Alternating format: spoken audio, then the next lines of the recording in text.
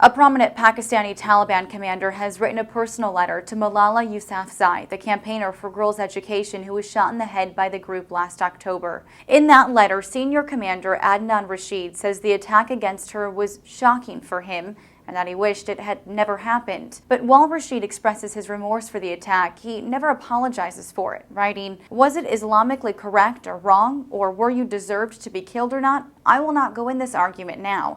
Let's leave that to Allah Almighty. He is the best judge." The letter goes on to claim Malala wasn't targeted for going to school or campaigning for women's education, but rather because she was conducting a smear campaign against the Pakistani Taliban, maligning their attempts to bring the Islamic system to Pakistan's Swat region. So he's claiming in this letter that the Taliban are not opposed to education per se, and that in effect she brought this attack upon herself. Rashid also calls for Malala's return to Pakistan. Since the attack, she has relocated to the United Kingdom.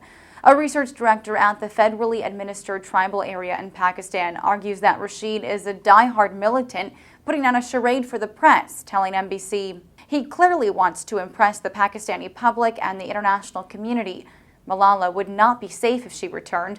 I think Adnan Rashid would very gladly send her to the other world." Malala's parents said they never received the letter directly, but that they have read it.